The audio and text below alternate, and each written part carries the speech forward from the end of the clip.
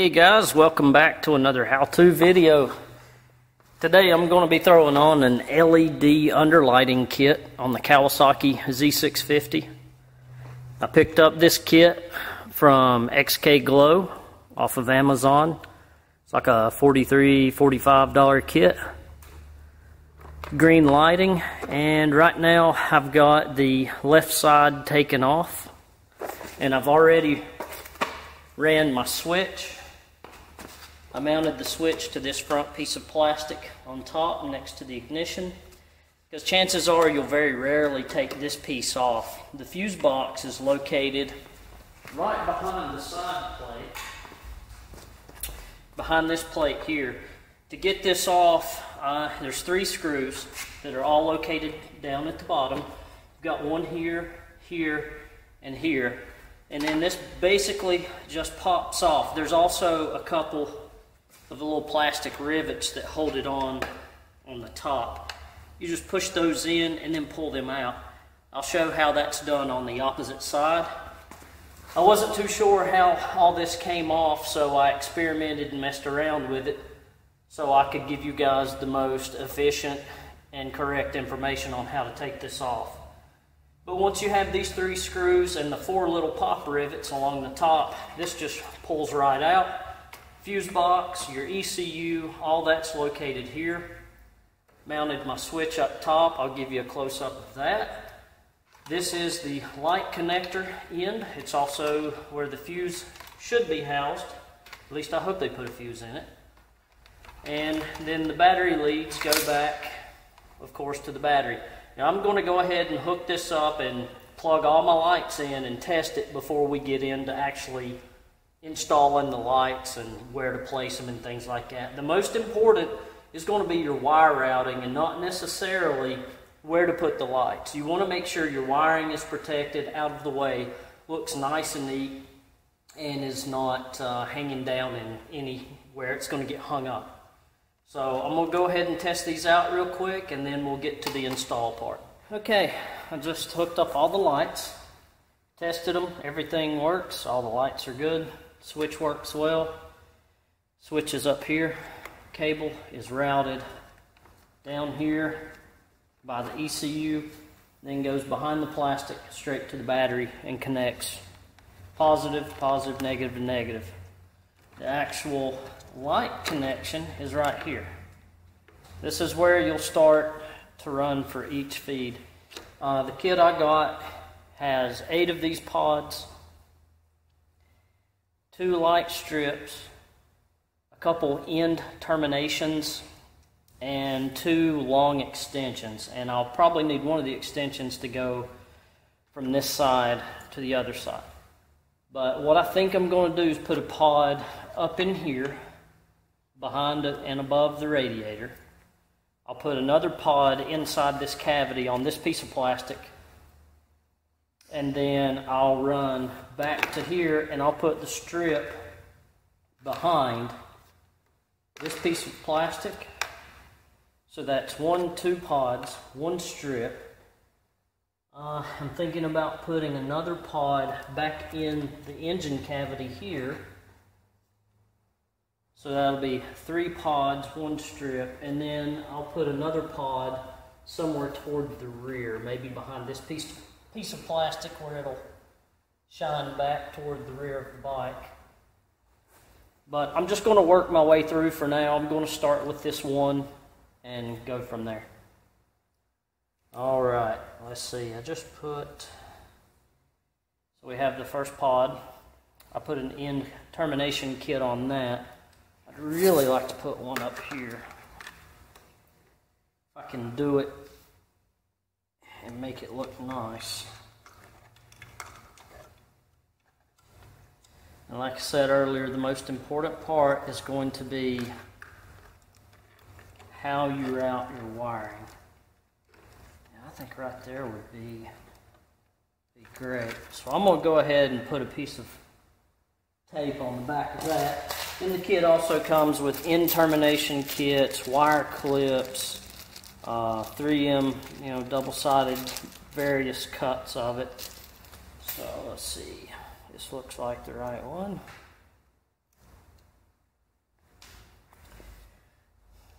Put this on the back of our pod.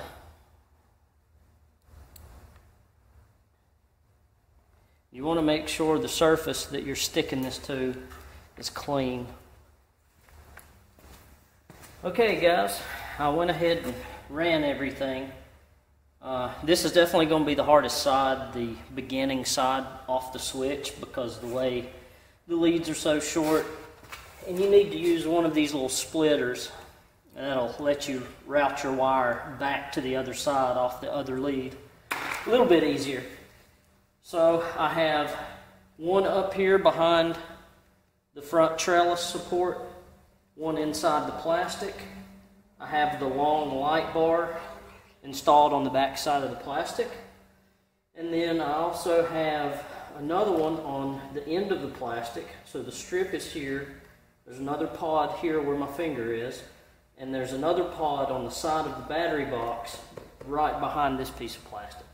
So that's 4 pods and 1 strip. I'll end up using all 8 of my lights. These little things. Alright. To take them out over there, you push the center in and it releases them, and they just pull right out. Now, we have to reset them by pushing them out. We'll stick it in and then pop it down, and there you go. Relatched. And we're going to do that right here. Just like that. Snap it in. Push it down. And I just pushed it too far. There is latched, and then when you push it past the point, it unlatches itself. So, there and there. Right in the middle. They release very, very easily. You shouldn't have too much trouble taking those in and out. And I'll do the rest of them now. There's one up top. There is one here.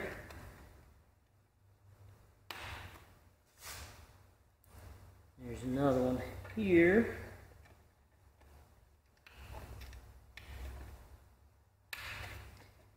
And the 4th one was somewhere back here.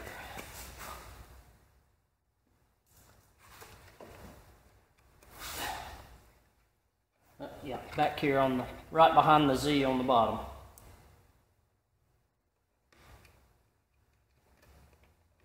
Just stick it in, and there you go. All put back together. Yep.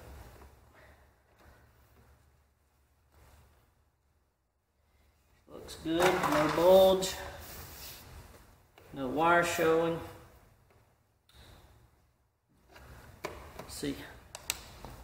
See what the ambiance looks like now. That is going to look cool as hell at night. And something else that I noticed when I was on the other side is it makes the ABS brake fluid reservoir glow green. And I don't even have that side done yet, which it looked really cool. Man, that really accents the engine, doesn't it? I'll get the rest of it done over here on this side, and we'll try it in the dark. Okay, ladies and gents, side number 2. To get this out, we're going to take this piece off. You just push in the little pop rivet and pull it right out. There's 4 of these, just like the other side. 2 up top. One on the very front corner here, above the radiator cap. You know, there may only be 3 on this side because of the radiator. Yeah, this one a little bit different here. Alright, so we got 3 of these so far. Now these bolts take a 4mm. Of course, I don't hardly do anything by hand anymore. Power tools rock. Okay.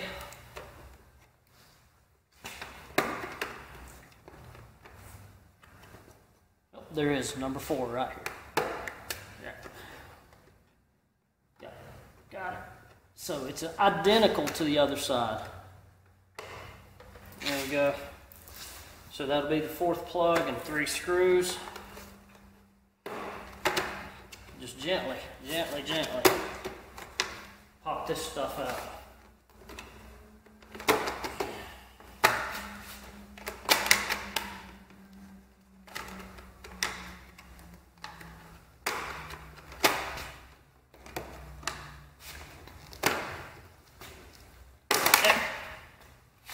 Okay, well, looky here. Big old resistor, is that what that is? A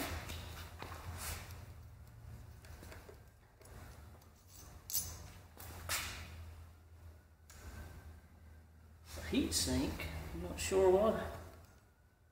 6.38. Huh, yeah, it looks like a heat sink for LEDs. Don't know. Not exactly sure what that is. For what its purpose. I'll have to look that up in the manual. Okay, now this side is definitely a little bit different. Just because of this, there's an extra screw here. That's about the only difference I see. This comes out from behind. Okay. So, we're going to take this piece off. We'll leave that one in for just a minute.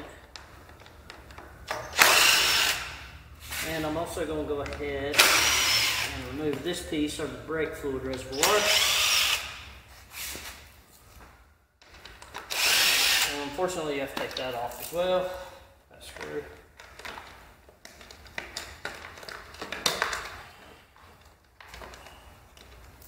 Let's just go ahead and do this. Take all of them off. Okay.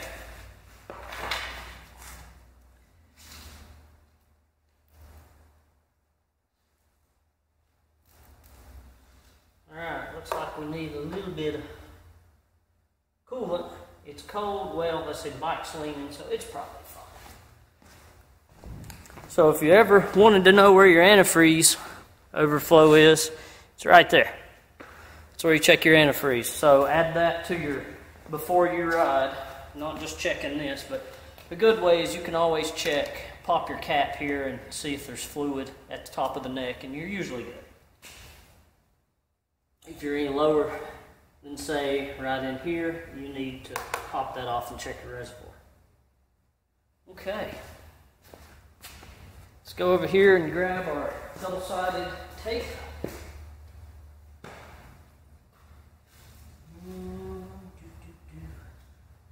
I think that's all I need, that and my lights. This one's going to go so much faster. Like I said, the other side, just getting started with how you have to route the wire, put one of those splitters on it. This one I should be able to just run straight across. And then for this piece of plastic, before I forget, it just pops out. Just like that. Now, I'm going to leave this screw in because I can probably do what I need without letting the whole thing hit the floor. It'll be a little bit easier, I believe. A little more convenient. That way I can mount the light and not have to worry about the wire catching and jerking it off, pulling it off, right? Okay, so I've already got it started on this back side. What we need to do, should have already put my double-sided tape on, but I was being a little facetious, got a little ahead of myself. It's okay. I've already got one pod that I'm going to mount on the very back side of this upper trellis, just like I did on the other side. It was kind of aggravating to get to, but it's okay.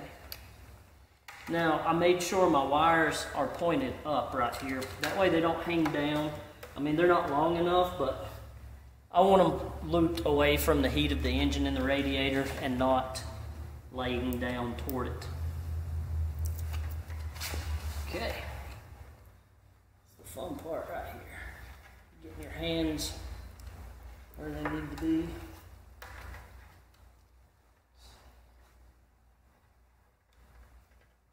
Trying to match the other side. fun. Make sure all these little, got an extra hose in the way over here, so it's not going to be 100% match, but it's going to be close. There, that's pretty good. I got it right behind the weld, just a tiny bit higher than the other side, maybe a 1/4 inch, if that. I'm a little particular on how I do my wiring, and that's what I do for a living.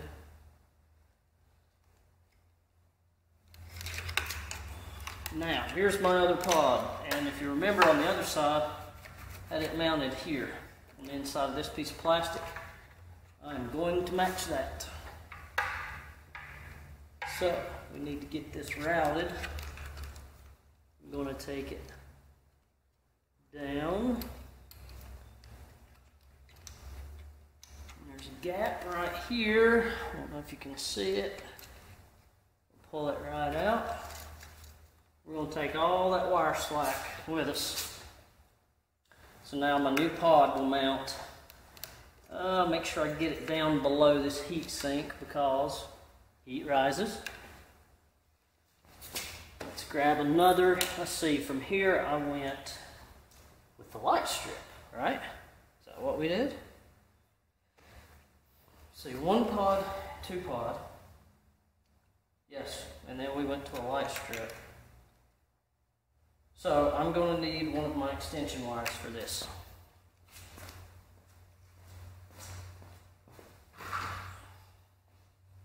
And they give you 2 of them, and I highly doubt I'll use both on this side. So, let's double check what we've got here. Both the same length. And on top of the pod is a male connection. So we want to go female on the extension. Snap right together. And then on this end, it's going to mount just like that. And then we can go ahead and pretty much run all of it, I think. We'll put, oh yeah, that's going to work out perfect. So we'll have this pod here, the light strip behind. I'll wire tie the slack up in here. Make it all nice, neat, and pretty. A little bit of country talk for you guys. Pretty. Not pretty, but pretty. Gotta learn how to speak the lingo if you want to follow along with what I'm trying to show you here.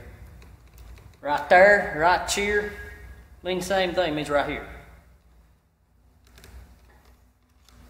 Good old southern dialect, right?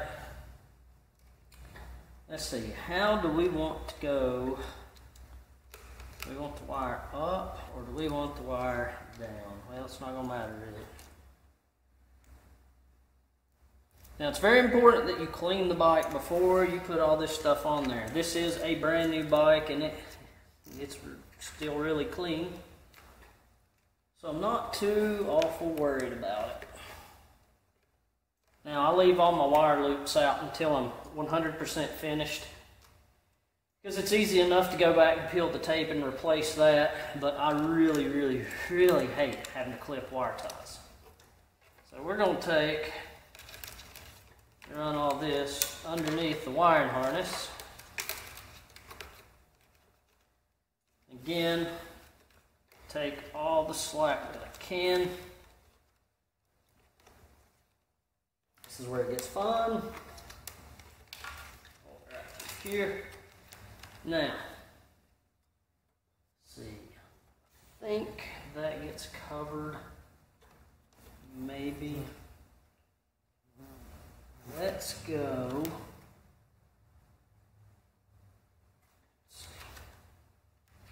Let me unplug this. I want to do something a little different. I don't want to take the chance of any wire being visible. It's just not how I roll. Not how I roll.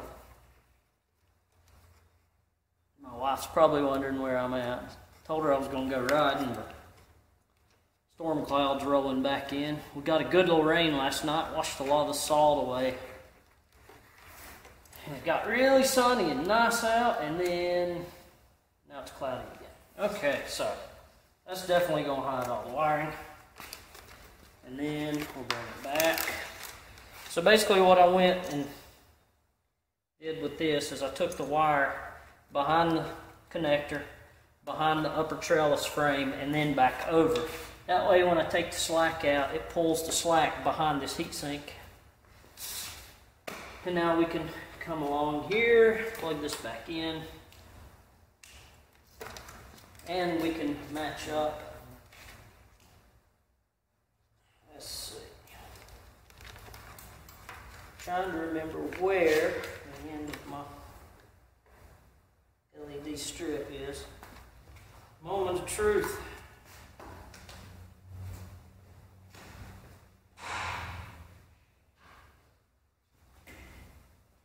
All right. It's in the dark. Now, my original intent is for a nice ambient glow, and that's exactly what I got.